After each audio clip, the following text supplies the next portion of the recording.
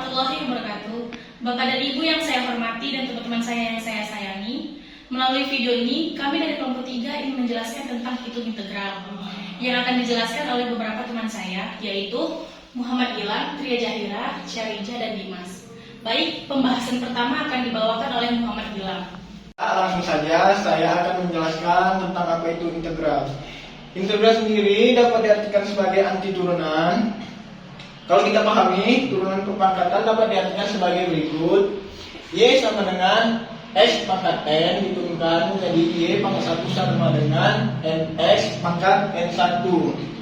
Contohnya, X pangkat 3 dapat diturunkan menjadi 3X pangkat 2. Begitu juga dengan X pangkat 3 tambah 5 dapat diturunkan menjadi 3X pangkat 2 juga.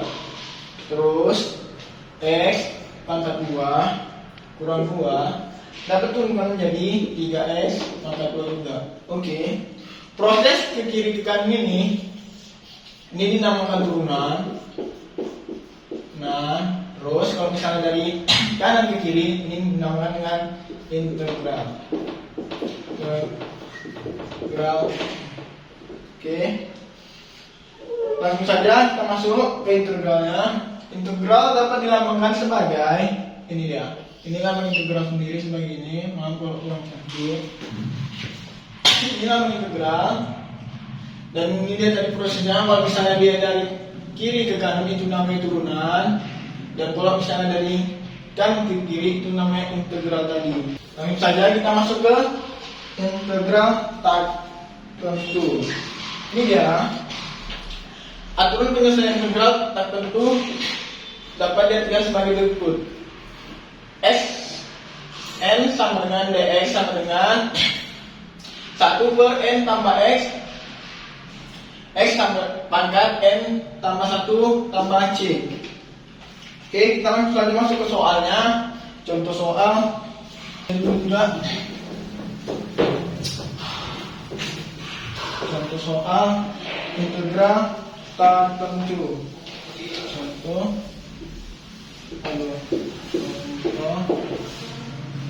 soal. Oke.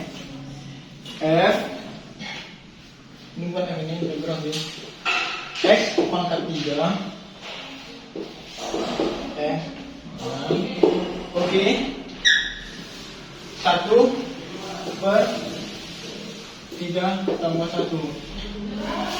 3 ini sama dengan X sama dengan N. Jadi N itu adalah 3, X tambah 1. Oke, kalau misalnya integral itu ya harus ditambah 1 ya. Jadi 3 tambah 1 terus X kemudian pangkatnya juga itu tambah 1. 3 tambah 1 terus tambahkan X sama dengan C. Oke, sama dengan lanjut 1 per 3 tambah 1 sama dengan 4. Terus X sama dengan 3 tambah 1 sama dengan 4 tambah C nya hasilnya. Cukup soal nomor 1. Terus kita lanjut ke soal yang kedua.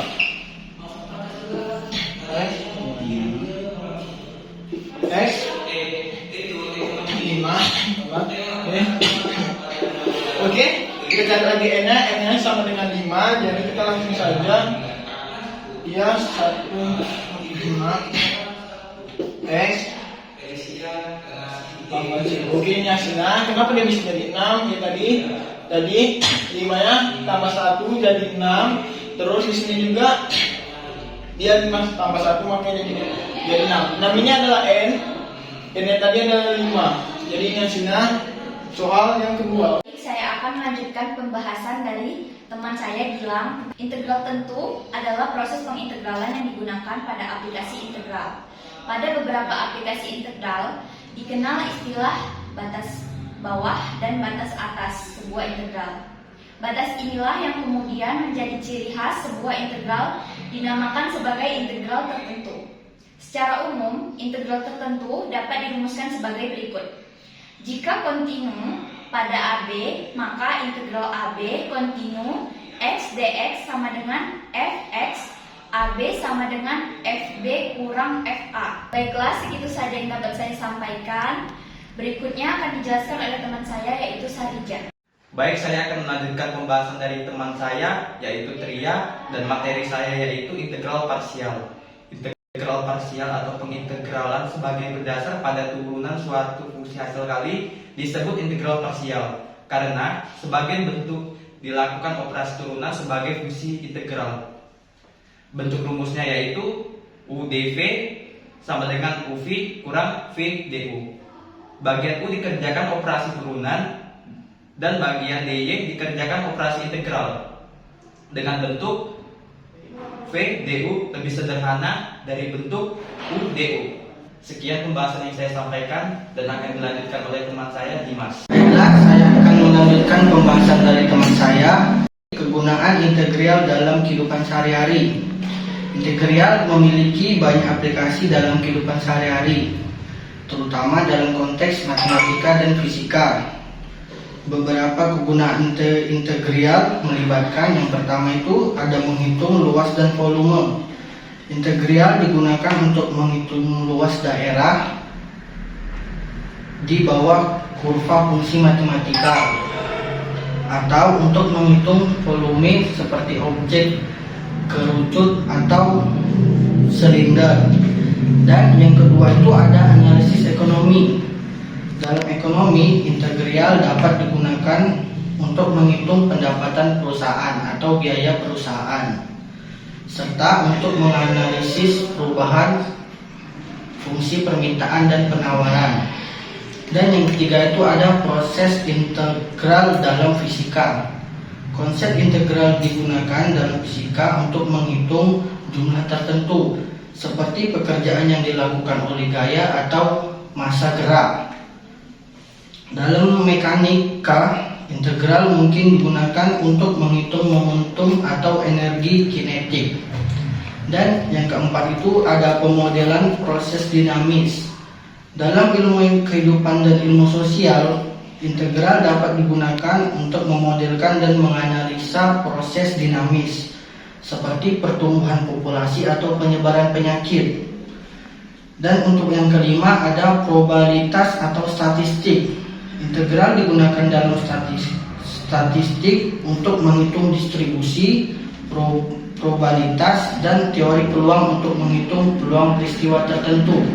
Dan yang terakhir ada desain grafis dan komputer. Dalam desain grafis dan pengelolaan gambar, integral dapat digunakan untuk menghitung intensitas cahaya, memberikan efek blur, atau merendahkan objek dalam pemodelan tridimensi.